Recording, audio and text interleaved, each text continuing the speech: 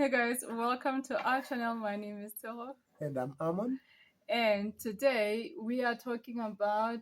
Someone asked a question. Well, someone actually gave a suggestion, and they said, "Why don't you talk about how Tshego has been coping with Amon's amputation?" And yeah, so we're here to talk about it today. Yes. I think it's a more interesting journey, a challenging one. Yeah, but I feel like I've had it easy. Well, because first of all, after Amon's operation, from the very first day that I went to see him, I was expecting you to look like sick and down, and I don't know what I was expecting. But I walk into his room, he's alert, he's awake, he's showing off his leg, which I was afraid to look at.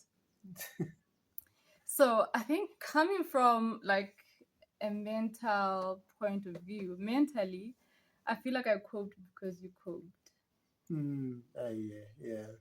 Yeah. So from the get go, Amon was decided that he's not going to be depressed and he's not going to dwell on the should have we should have done this, we should have done that. What if we did this? What if we went to South Africa? What if we were to see a different doctor? There were so many what ifs.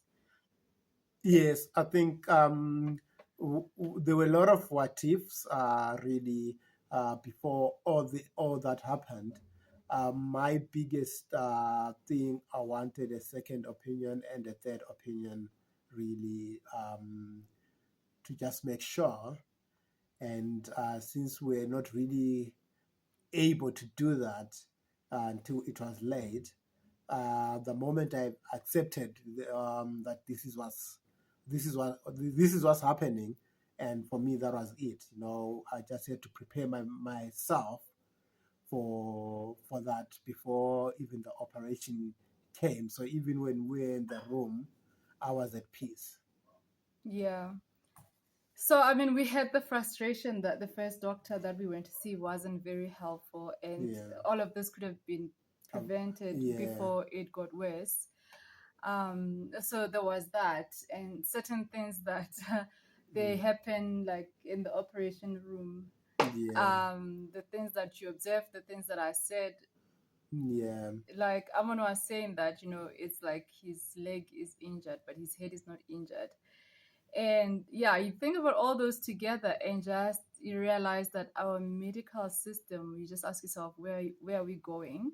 And then, but you try not to dwell on those things because you know that it can never bring peace, right? Yes, I think the biggest thing is what you said is when you start wanting to look for problems, you look for problems, and if you want to look for people to blame and you want to do that, you always do that. And I think a lot of people, that's where they lose their peace. That's where they lose their peace is from there. But more than anything else, like you say, sometimes I take it for granted, or until we meet someone in town and they are happy, like the new days when I was just from the hospital.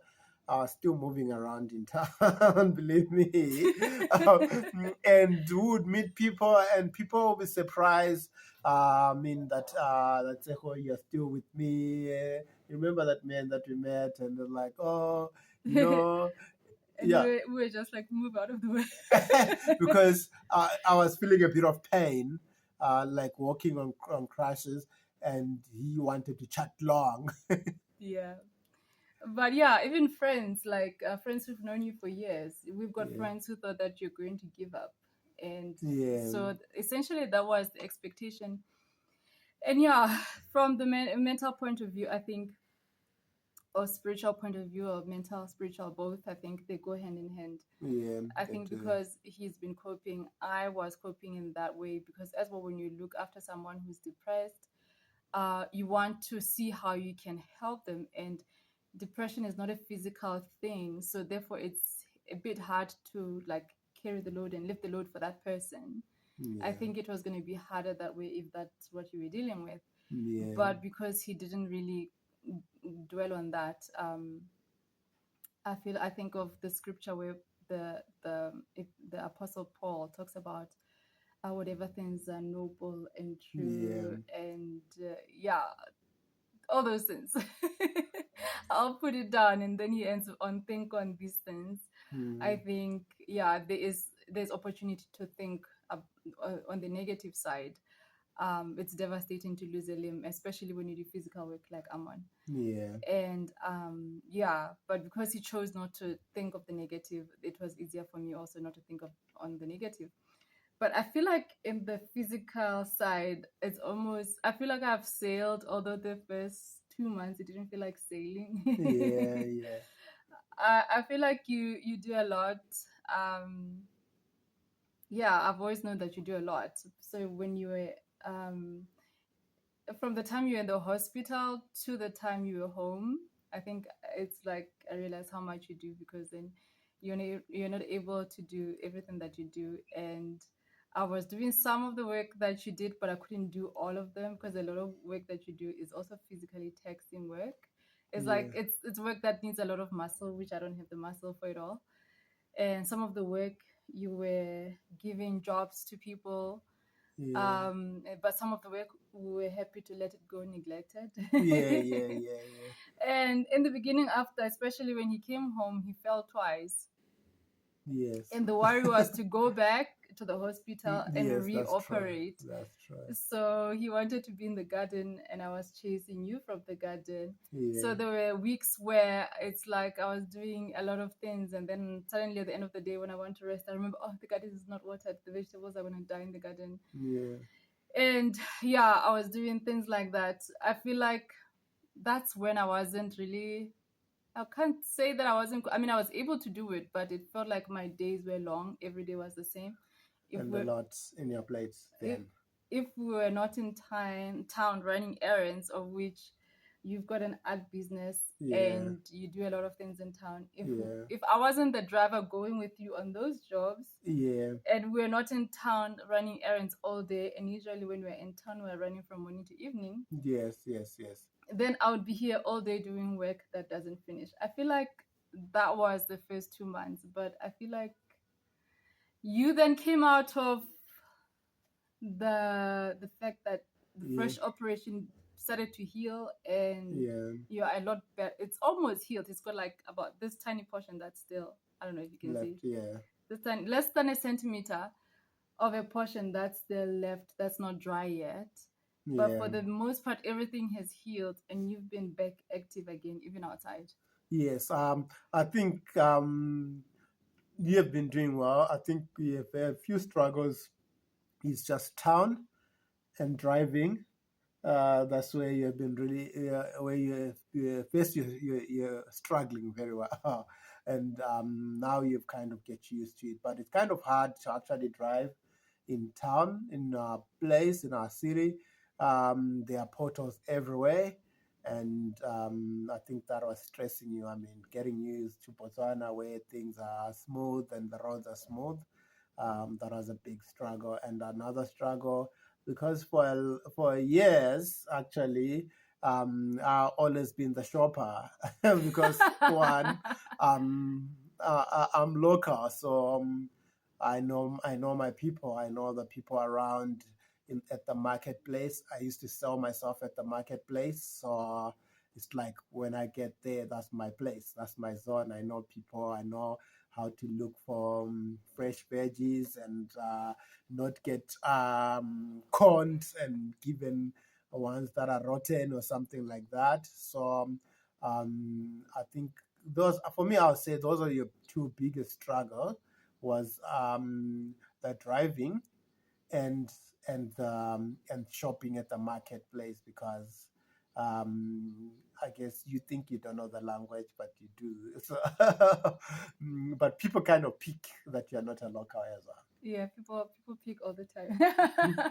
I laugh because people suppose that I'm from South Africa, and if I'm not from South Africa, I'm from the UK. Sometimes I get, "Are you from South Africa? How long are you here?" And sometimes I Yeah. get, "You're visiting from the UK." I'm like, "No, I'm from Space Uni."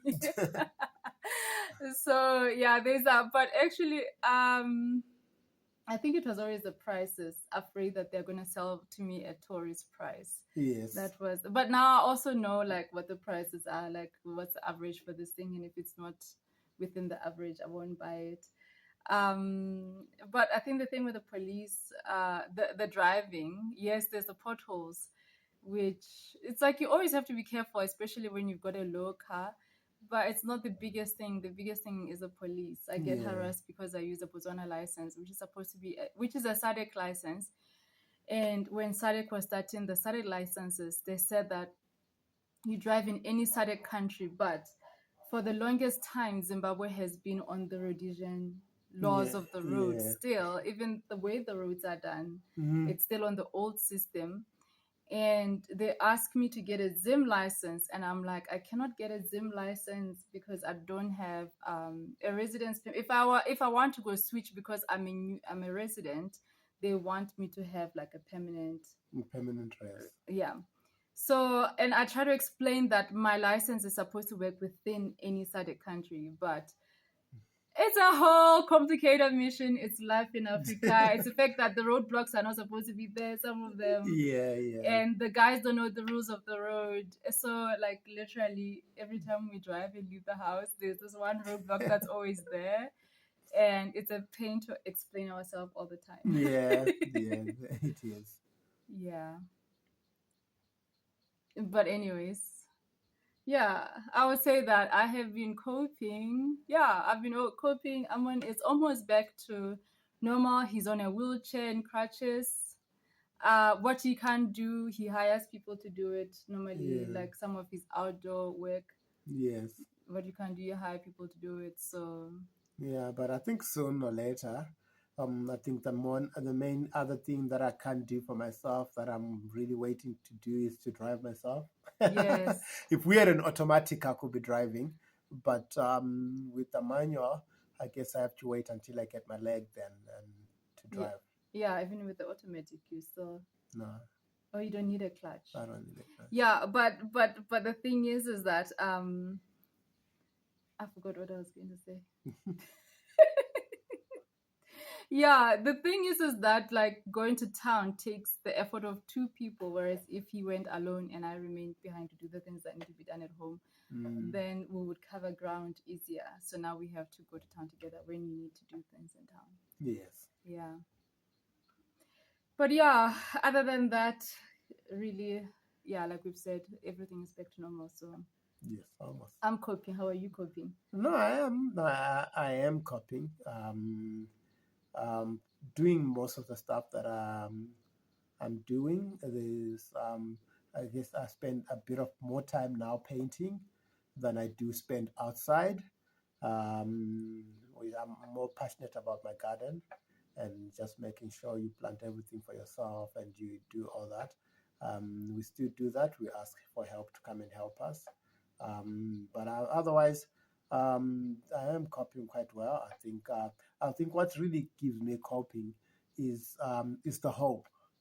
Is the hope that we have, and that hope that everything is for a season. Like I know that it's just for a season that I'm on a wheelchair. In right time, I'll be able to get my leg, and then I'll be able to do the smaller things that I used to do again, like water, play golf, and take walks. Miss the morning walks. So yeah. Yeah. By the way, the orthotists and the physio, the doctor, they all had all said that sometimes for amputees with diabetes, it can take up to a year for them to get healed. But they were predicting that if Amon heals at a normal rate, he should be okay by April. Yes. And it seems like we are right On time. on time for that. They said that he should be able to use a leg in April. And yeah, we've been wrapping the leg in a way that shapes it for the prosthetic leg. Yeah. And so we are trusting God for provision for that leg, and we want to get one in Pretoria. Yeah, in South Africa. So yeah, that's where we're at with that. Cool. Anyways, I hope that today's video was helpful. I hope that it encouraged you. Any thoughts from yourself? No, good.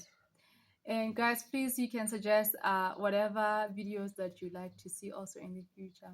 But thank you so much for watching. Until next time, bye. Bye.